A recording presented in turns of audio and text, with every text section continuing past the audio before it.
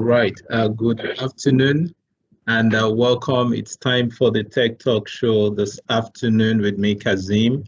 And today we're going to be talking Agile and DevOps all the way. And I have an Agile and DevOps guru with me today on the show to walk us through today's topic. Hi, Martin. Hey, Kazeem, how are you doing? Very well, very well. You're welcome on the Tech Talk show. So let's start things off with you introducing yourself, Martins. Who is Martins and what do you do for a living?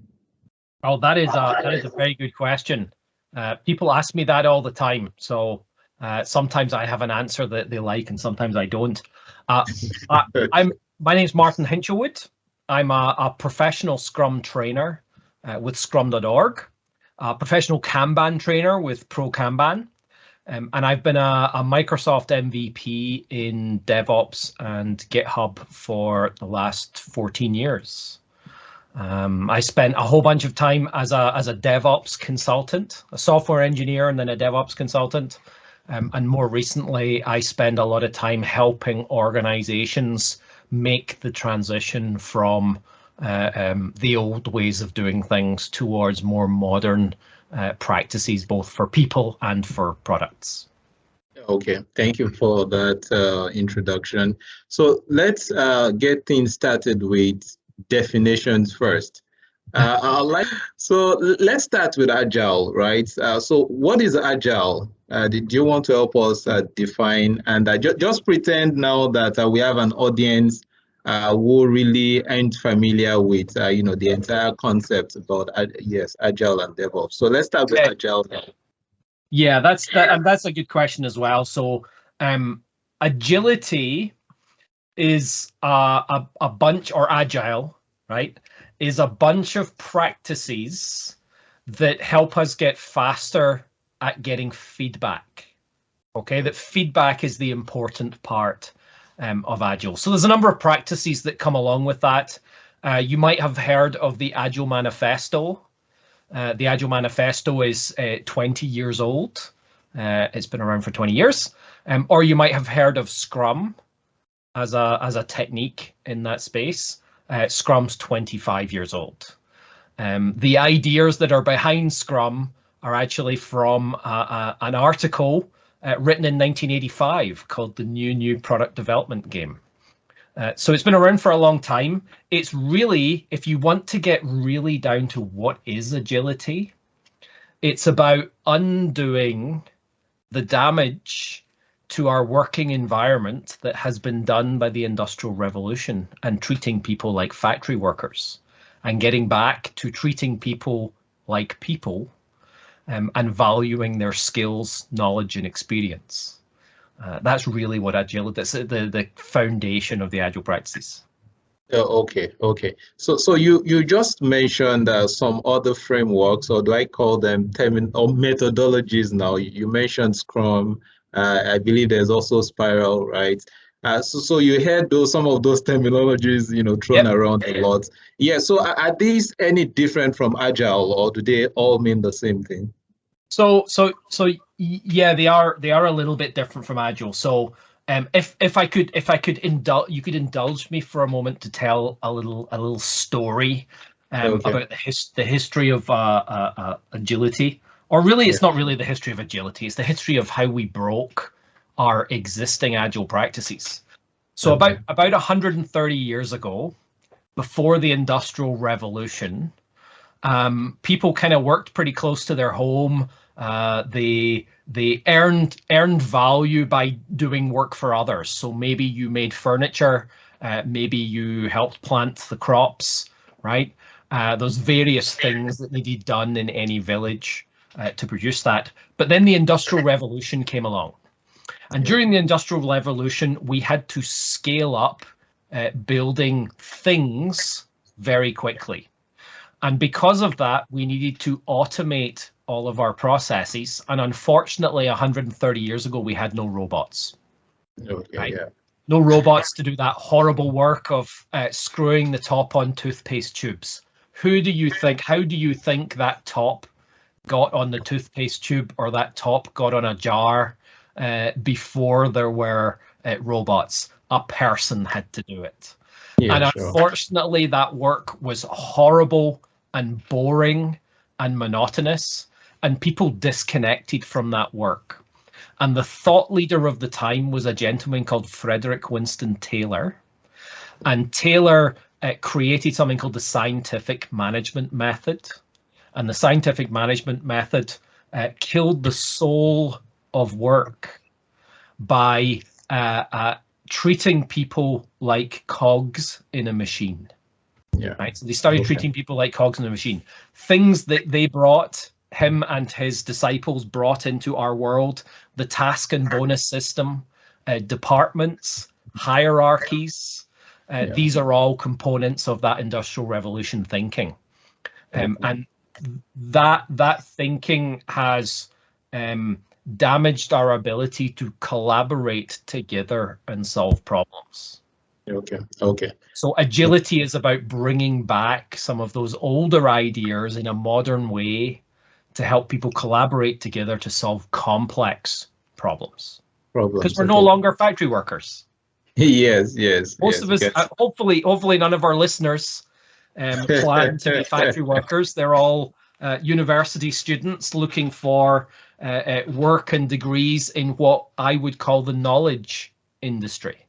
Right? Yes. No matter what actual industry you're going to go into, you're going to be a knowledge worker. You're going to be working in an office. You're going to be working with software, working with computers, delivering value into companies. And every single student's unique knowledge, skills, and experience is going to bring something different. Yeah, sure. Thank you very much for that clarity, Martin. So now let's quickly touch on DevOps just a little bit. I've had a previous episode on DevOps already, but let's just pretend now that we haven't, and that the audience that we're addressing also now, are without the knowledge of DevOps. So similar to how you've defined Agile, how do you want to help us understand what DevOps is? Oh, DevOps is an interesting little beast. There, it is. It depends who you speak to, how they might define it. Yes. If you speak to somebody who is steeped in the business practices around agility, they're going to say that DevOps is the automation of the delivery of software into production, right? It's our managing the production line, the factory floor. So you're going to use lean principles. You're going to eliminate waste. You're going to optimize that process for speed and productivity. Okay, so it's not a people-orientated process. But if you go the other side and you go speak to people that are steeped in DevOps, they would say that agility is just part of the DevOps puzzle, right? So which came first, the chicken or the egg? It doesn't really matter, right? The way I would describe it is DevOps and agility are two sides of the same coin. On the one side of the coin is people and management practices, right? And the people and management practices are on the Agile side. And then on the DevOps side is your engineering excellence or professional practices that you need to do your job. So if you were a professional marketeer, right, on the Agile side, you're going to have organizing around delivering the work. And on the DevOps side, you're going to have, tools like HubSpot, tools like Twitter, social media. You're going to have knowledge and skills of tools and that domain of marketing, and bringing those two together is what makes success. Okay, very well then. I was going to check with you what the difference or the differences are, or some of the similarities. But you touch on that just a little bit. But now let's touch on a little bit of both Agile and DevOps. So the question I have for you now is, from your experience, do you think that Agile is enough? Can we say DevOps, just using DevOps is enough? Or do we have to marry both together, to have that success that we're looking for? So I know some of your listeners are going to be technical people. in the software space, and some of them are not. Okay. Yes. Yes. So DevOps is a name that's kind of steeped in that technical excellence around software engineering. Yeah. But it doesn't. The ideas around DevOps don't have to be, like I used the marketing example earlier, right? The ideas around DevOps don't have to be. If you want to, I would suggest thinking about it differently. Okay. You've got different types of work that you have to deal with. You've got some work that is simple, right? If you've got simple work, you just do it, right? You don't need a plan. You don't need anything. You just go and do it. Like digging a fence post hole. You're going to just go dig the hole, right? Yes. Yeah. But then you've also got complicated work. And complicated work is like your production line or your factory where you're delivering a complex product. Yes. Okay, a complicated product. So complicated world, we use plan-driven techniques. If one of your students graduated from university and they were working in a construction company that builds houses, that construction company had bought a plot of land and they're going to build 300 new houses, right? Yeah. That's complicated, but it's pretty straightforward. You can create a plan. You know when you need which materials delivered. You know when you need the builders on site. You know when you need the plumbers on site. You know when you need the electricians on site, right? Yes. You're going to build those 300 houses. Yes. That's reasonably straightforward while still being quite difficult, right? Yes. Yeah. Sure. So in that world, you'll have students that are thinking about PMI and Prince2 certifications. Yeah. PMI, Prince2, it sits squarely in that space. PMI and Prince2 are based around the Tayloristic practices of the Industrial Revolution. In fact, one of Frederick Winston Taylor's disciples was a gentleman called Henry Gantt, who created the Gantt chart, right? That sits in that space, as does Lean Six Sigma, right? So Lean Six Sigma sits in that space. So it's another thing that some of your students might be thinking of or thinking about certifications in. Okay. But that's for the complex space. When you get into the complicated space, when you get into the complex space, where there's so many unknowns because you're building something that doesn't exist yet, right? Almost all of software development, we're building something that doesn't exist yet. If it exists, you go buy it, you don't build it. But if you're building something brand new, you're developing new products, a new car, a new clock, a new watch, a new thing that doesn't exist yet, you have a lot of unknowns. So you can't use plan-driven practices because the plan's going to disappear. Every 5 minutes, you're going to have to rebuild your whole plan. So we need empirical practices.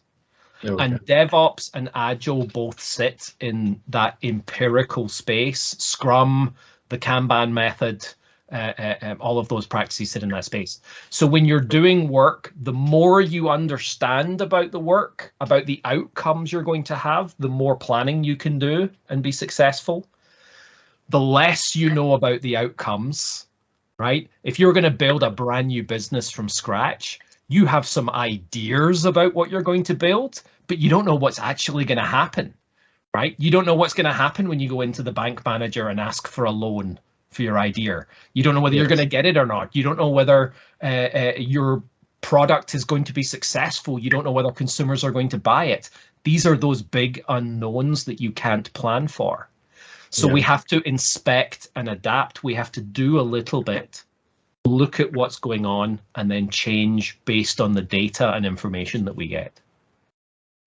Okay, all right. Right before we go on break, I want to check with you.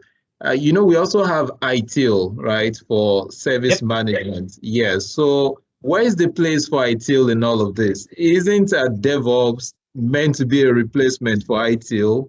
Or what's your take on it? I mean, on this, you're the expert here now. Yeah. So ITIL is a useful knowledge to have around the ITIL requirements. I don't think DevOps doesn't replace it, it enhances it. Both DevOps and agility are just ways of doing some work. Okay. And Yeah. ITIL is about the standards and compliance you have to meet. This is my understanding of ITIL. The standards and compliance you have to meet in order to deliver to that work. So it's just a constraint, right? It's just a constraint that you have. Just like if you were building financial software that exists on the New York Stock Exchange, then you have to comply with SOX audit, right? Sarbanes-Oxley requirements. There's all sorts of things out there. FDA, drug, health, medical, all sorts of constraints, and ITIL can be part of that story. Okay, thank you very much.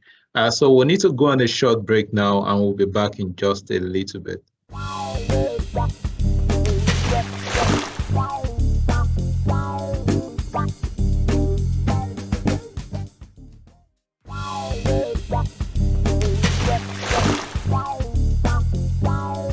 All right, you're welcome back. It's still the Tech Talk Show with me, Kazeem, this afternoon, and I still have Martins on the show with me, giving us very good clarity on what DevOps and Agile really can help us with.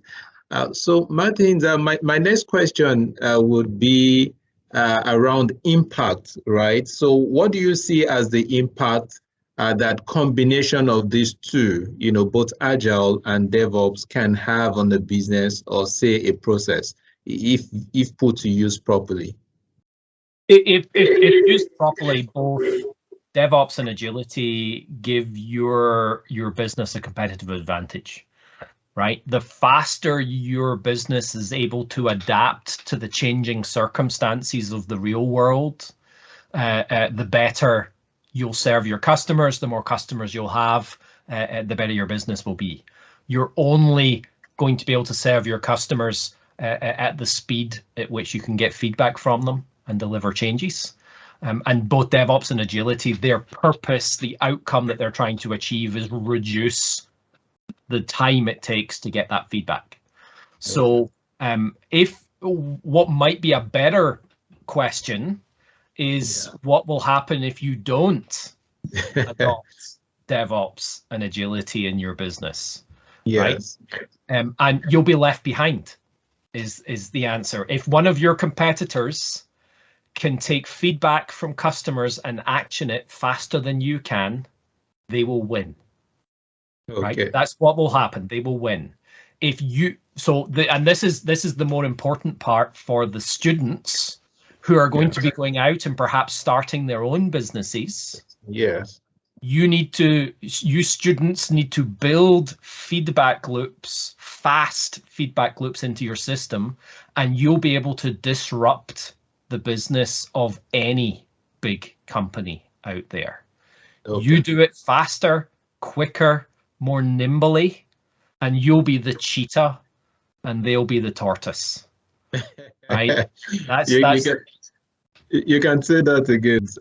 So I want us to touch on tools for a moment here. What are those commonly used Agile and DevOps tools that you like to recommend for people to look up, given your experience with the Agile framework and DevOps now?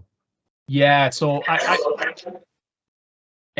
all the tools have reasons to not work for you, right? So it's whatever tools make sense. The most common tools that I see in the business space is Jira or Jira, depending on whether you're American or European.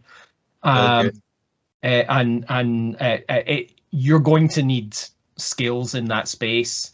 In the software engineering space, it's GitHub if it's open source, and many companies use it, and Azure DevOps if it's internal, private to companies.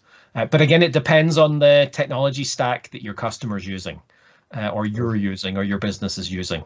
The tools don't matter. Right. If you're going to be starting down the route of DevOps and agility, I would always recommend a big stack of Post-its and a wall. right? That's the best way to get started. Okay. Many of us are still in lockdown, so maybe you have to use tools, in which case pick the simplest, easiest, least complicated set of tools possible and see how you get on. Okay.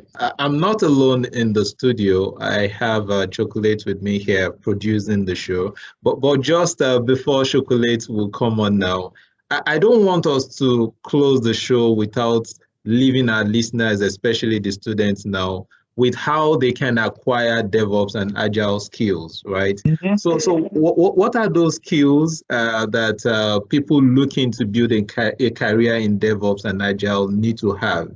And what would you recommend that they do to start a career in DevOps and Agile?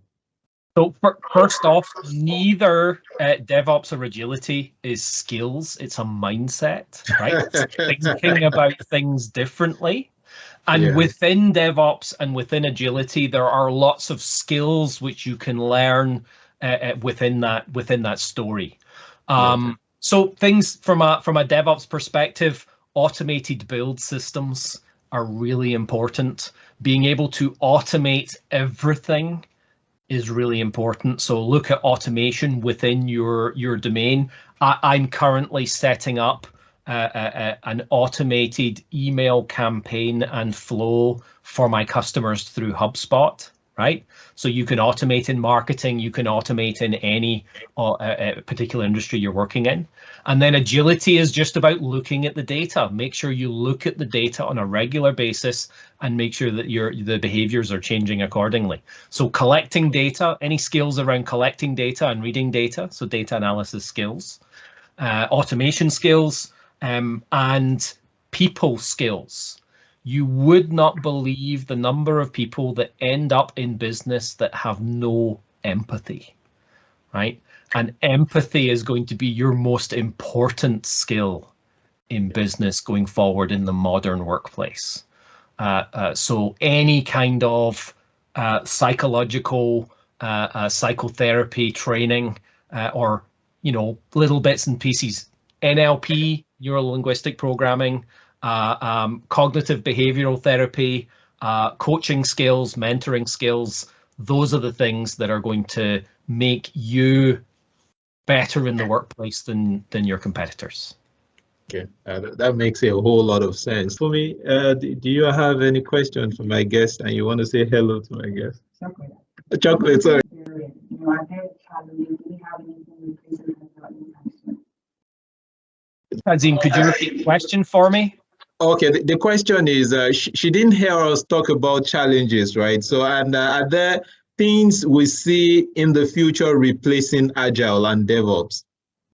So that's a really good question, and I think the answer is no, right? Agile and DevOps, because it's a mindset. Mindset, It's a yes. shift from the Tayloristic practices of the Industrial Revolution towards the modern workplace practices, and I think they'll serve us for a very long time. The Tayloristic practices have been in place for 130 years. We've still not got rid of them yet. I don't see why Agile and Scrum won't last for another 100 years. So I wouldn't be worried about it going away or being replaced. But Scrum might be replaced. Kanban might be replaced. ITIL might be replaced, right? Yeah. The individual policies, procedures, practices might be replaced, but the mindset will remain. So focus on the mindset and you'll be set for life. Thank you so much for that one. You're very welcome. All right. So thank you very much again for your time on the show with me today. So remember, you can subscribe if you haven't done so already on YouTube, so you can have a rewatch of this particular episode or previous episode of the Tech Talk. So it's the Tech Talk or the Tech Talk Wednesday on YouTube. So here is where we're going to draw the curtain for today on the Tech Talk. So let's continue to keep safe. It's a bye-bye from me and Chocolate and Martin.